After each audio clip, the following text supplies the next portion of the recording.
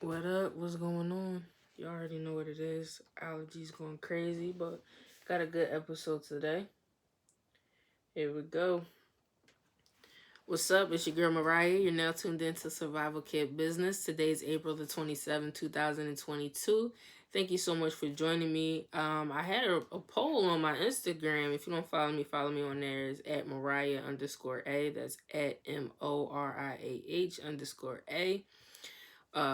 And I had a poll in my story about whether or not I should add a co-host or a guest host, or if I should just take the traditional route and just interview other business owners. So that's how I got started with Survival Kit. At the time, this was before a few years before the pandemic. It was called Happy Hustling.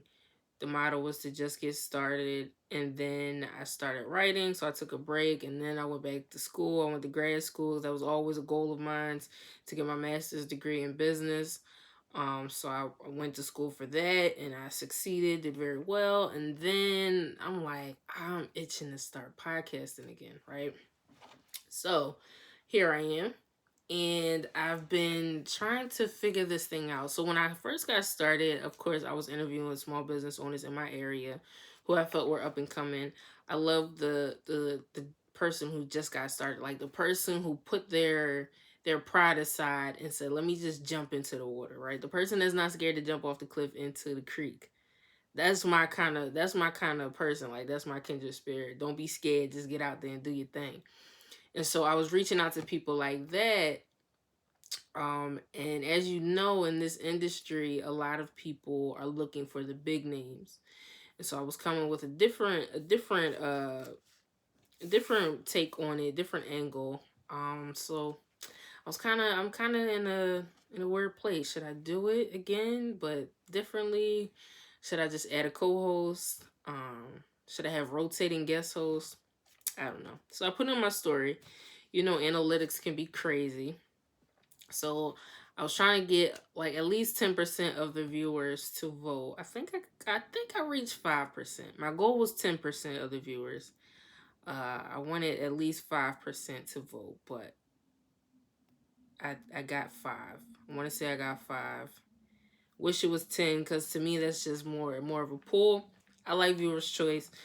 So some changes coming up soon for the podcast. Stay tuned, stay locked in, you dig? All right, so if you have any ideas, reach out to me, let me know. Let's hop into today's episode. I talked enough. All right, so today we're talking about interdependency. Interdependency, synonymous with codependent, a word that my generation hates.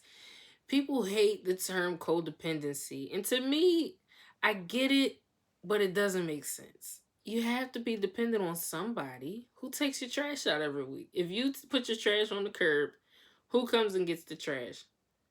You're dependent on the trash man or the trash woman. Shout out to all the trash women out there. I applied to be a trash woman when I was in college, and they did not hire me. I applied twice.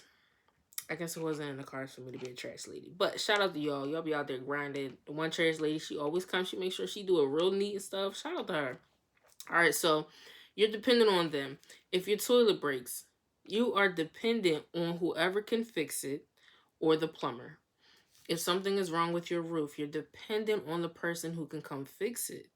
Now, granted, there's always that one person. Well, I could do it myself. Yeah, but one day you're gonna get old, and then you're not gonna be able to do it. And at that point, now that you're elderly, you're gonna be dependent on somebody to take care of you. It's the way of life. It's this. Y'all know I watch The Lion King a lot. It's the circle of life. All right. You need people. You need people, and so that I don't use the word codependent because I know how much everyone hates it. So I like the word interdependent, right?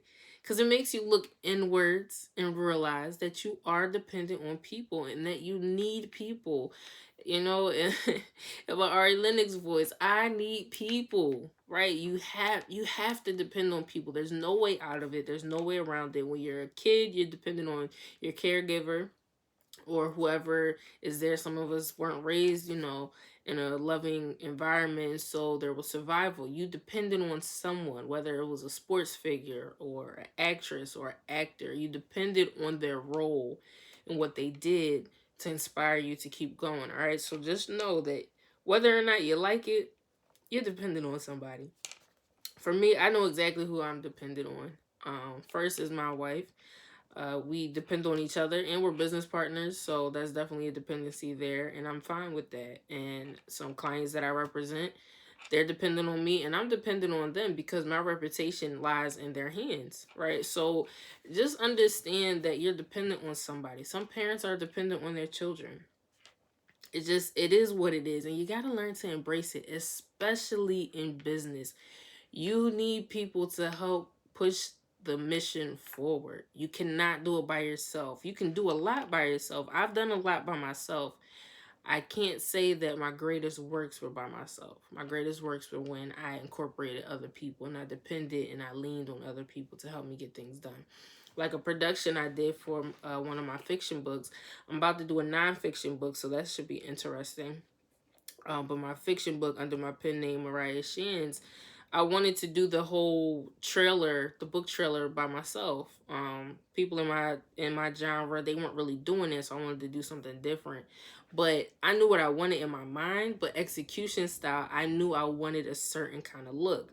So if you scroll back through the YouTube channel, you'll be able to see it.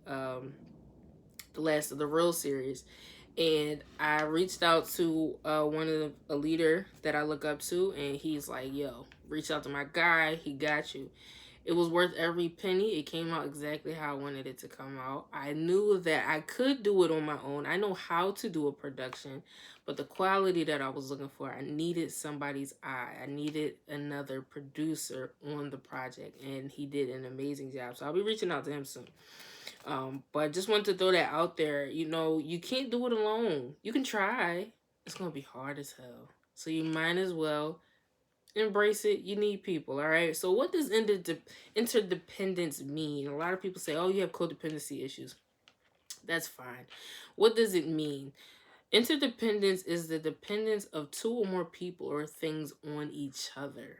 Y'all leaning on each other, not a dependent, a codependent, which means y'all doing this together, like a co-pilot, a co-captain, right? You're leaning on each other, you're depending on each other for exactly what you need.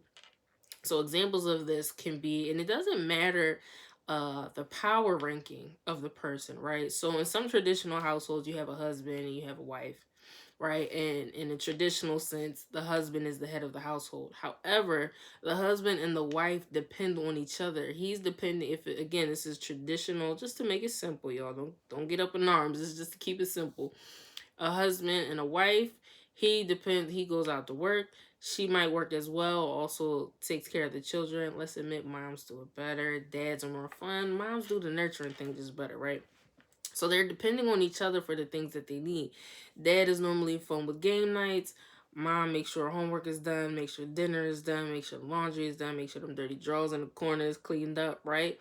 They're all depending on each other. When mom's point isn't getting across, what does she do? I'm gonna tell you, dad. At least that's how it was in my house, right? If we weren't listening to my mom, my dad was like the last resort, and we knew if it got to him, it was very serious. So you didn't want him to get mad because he was the fun guy. At least that was in my experience. They depended on each other, right? It was a codependency. They needed each other to make the household run. Now we take it further. When that situation is broken up and there's no one to depend on, what happens? Stress happens, neglect happens. Teens tend to hop off the porch early. Things begin to collapse when there's not a codependency in order. All right. Now, again, that's just an example of a traditional household. Obviously, I don't have a traditional household. So, me and my wife depend on each other. I depend on her for certain things. She depends on me for certain things. And that's how we get it done. I can honestly say if she was not here, things would be very, very different for me, okay? I depend on her for a lot of good things, and she depends on me, and that's how we keep the ship rolling. We are co-captains, all right? So let's take it further, because we talked about relationships. Let's talk about let's bring it back to business. Think about a manager and an employee, right? So again, in my example of the home, there's a head of the household, but then there's that co-captain, and they have equal power. One is just like the poster child, if you will, right? They have a little bit more responsibility, but the dependency is mutual. The same goes for management and employees. The manager technically does have more responsibility. The employee might have more production responsibility, but the manager has to oversee that everything gets done. When that employee cannot deliver, that manager has to step up, right? Again, my example of the traditional household. If mom's not getting her point across, she going back for reinforcement. Pop's gonna step in, and everybody knows when Pop step in, it's just a different vibe, right? That's the same with managers and employees. So with the manager, again, they might have a little bit more power, but they are depending on that employee to get the job done. They're depending on each other. That's a codependency, or as we're going to use for this episode, an interdependency. And you have to be okay with that. Managers who are not okay with that run a micromanaged team, and those teams are burnouts. I've been on a micromanaged team. It was terrible. And I've been on a team with a laid back manager who just gets his job done, and it's been the best experience that I've had. All right, so understand your place, understand your role, and understand that you need each other. You can't do everything. You have to lean on your team, okay?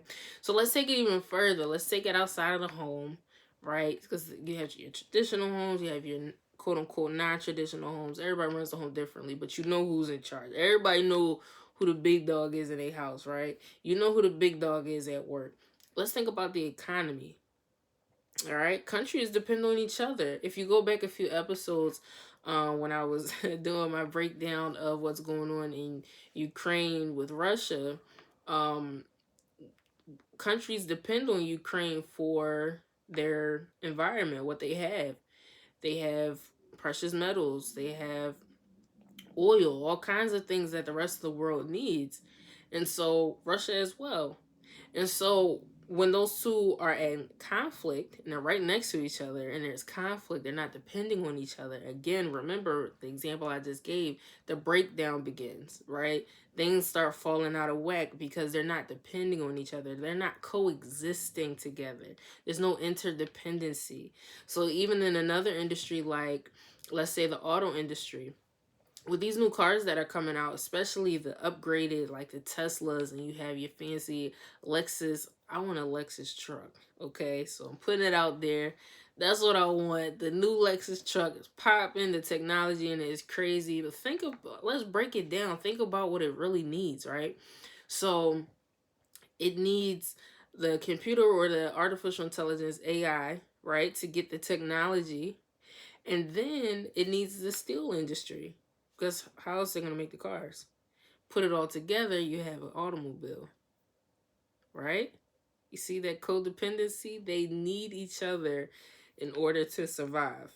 It's codependency, but again, we don't like that word, so we're going to use interdependency, okay? Another example that I have written down, because y'all know I come with the notes, I have production and consumption. Production and consumption. You need to consume food, and so farms are going to produce. Now, side note, it's funny how the rich people are buying up all the farmland. I hope y'all are paying attention to the news. I try not to be a conspiracy theorist when it comes to business news. I try to be very impartial and just take the facts for what they are and make my conclusion. So I have my own thoughts and theories on what's going on in the world, but it's just something to pay attention to with all the farmland getting bought up, because what that's doing is that's becoming, it's not a codependency, right? Because the little farmer, right? They depend on their production. They depend on the consumption of their community and the supermarkets that go to them and do business with them. So if you take that away from them, they have nothing to depend on. And so things begin to fall apart. And remember that trickle down effect. So that's something to pay attention to. That's just a side note, okay? So remember the quote of the day. If you want to go fast, go alone. If you want to go far, go together. You need people. You do. And I know we all believe we can do it on our own. I don't need nobody. You do. What lets me know you do is because whether you're on Instagram, Facebook, Twitter, TikTok, you're going on there looking for something. And what something is on there? People. And so you need those people. Whether it's for entertainment, you need it. Whether it's for information, you need it. You're dependent on it. It's codependency. But again, for today, we're going to use interdependency. All right. Make it easy on you. Okay. So I love acronyms. I'm a word junkie. And so my acronym is LEAD. All right. This is how to build these interdependent relationships so that you don't become a dependent. You want to be a codependent. You want to have interdependency. It needs to be a mutual dependency on each other. All right. So my acronym is LEAD. Write it down, write it down, write it down. All right. L, learn yourself. Learn yourself. You have to know what you like, what you dislike, what tastes good, what's nasty. What if you look at something or you see a situation, you're like, I don't like that. Learn yourself. What do you like? Some people, I talked to some business owners. Um, I've had a lot of people not allow me to assist them with business because when I ask them about themselves, they don't know. And so it makes them feel like they're not ready, which is not the case. And I'm growing as well, so now I know how to better word that question. But in entrepreneurship, you're going to learn a lot about yourself. So you at least need to know the basics of yourself. What do you like? What do you not like? What is your asking price? People don't like that. People believe that they don't have a price. People believe that they won't um quote unquote sell out. I don't like that term. I feel like everyone has a price. So when you call somebody a sellout, it's kind of like that's just not your price. Right? I don't believe in judging people. I just don't. So you need to know what's your price. If your business becomes very, very lucrative and somebody wants to buy you out, what's your price? Those are little things that you need to know. Again, this is concerning business, not necessarily like, significant other relationships. I'm more so talking about business partnerships and things of that nature. You need to learn yourself. You have to know what you're willing to do, what lines you're not willing to cross. All right. So let's move on. Excuse me. E, encourage saying no. Encourage saying no. Encourage your partner, your business partner, whoever you're in business with, and encourage yourself. You got to learn how to say no. And you can't feel bad. I know we cringe. We cringe when it's time to say no because you don't want to be, nobody wants to be the bad guy. Some of us embrace being the bad guy, but deep down inside, everybody just want to be loved, right? No one wants to be hated. That doesn't feel good. Again, some of us just tend to embrace it. Some of us like being the villain because we've embraced being the villain, right? Some people have a villain origin story, but not everyone starts off that way. It's okay to say no. It's okay to be the bad guy by saying no. If you know yourself and you know this is a line you're not willing to cross, you have to say no. And don't feel guilty for saying no. All right, moving right along. Hope y'all writing this down. This is good. This is good. All right. A, attract like-minded individuals. Attract like-minded individuals. Now, again, like I said in the beginning, you don't need somebody to be exactly like you, right? You have to understand that you're dependent on each other for a reason. There's something in common that you have. You're not going to be like anybody else, right? There's only one you in the world. You're here for a purpose. And so we need you to show up. However, there's little things about us that attracts other people, right? We got to be on the same track mind. If I want to become a big conglomerate, I need to be working with people who want to see me and help me create a big conglomerate. If I want to be a small town business owner, I just want to be the neighborhood hero. I need a team that understands that and keeps me grounded as the neighborhood hero. So you need to be around and attract like-minded individuals. Water and oil don't mix. All right. All right. And the last letter, D. Don't be afraid to ask for what you want. Don't be afraid to ask for what you want. A lot of people are scared to say, hey, I need this. Hey, I want that.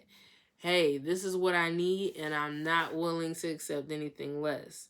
Now, always be open to negotiate and to compromise. It's just the tango of business partnerships. You got to be willing to give and take a little bit. Just understand that you can't be afraid. Do not be afraid to tell people what you need. No one's going to know. Unfortunately, we don't have the power to read minds. If I had to pick a superpower, I would read people's minds because people never say exactly how they feel. I've learned not to because other people don't. I'm the type, I'm going to speak my mind. But everybody doesn't feel comfortable with that because some people are afraid to speak their minds and say what they want. All right. So, again, the acronym for today is LEAD. Learn yourself. All right. Learn yourself. Encourage saying no. Please. It's okay to say no. It's okay to be the bad guy sometimes. It's all right. Attract like minded individuals. And don't be afraid to ask for what you want. That's so important. Oh, it's so crucial. You gotta tell people what you need. How are we gonna know your needs if you don't tell us, right? Again, this your girl Mariah. Thanks so much for tuning in. I hope y'all like this episode. I hope y'all vibing with me. Let me know if I should get a guest host, or if y'all like me by myself, or if I should just, have a rotating host. Should I interview business owners again? Should I get back to that format? Let me know. People's choice. Let me know how y'all feel. I'll start implementing it. See, I like to try it. Throw it out there. See if it sticks. If it sticks, we'll keep it going. If it don't, y'all just gonna hear me on the airways. All right. Again, the quote of today: if you want to go fast, go alone. If you want to go far, go together. I know we don't like codependency. It's okay. You're gonna be all right. You need people. That's what we're here for. All right. It's your girl Mariah. Love y'all. Peace.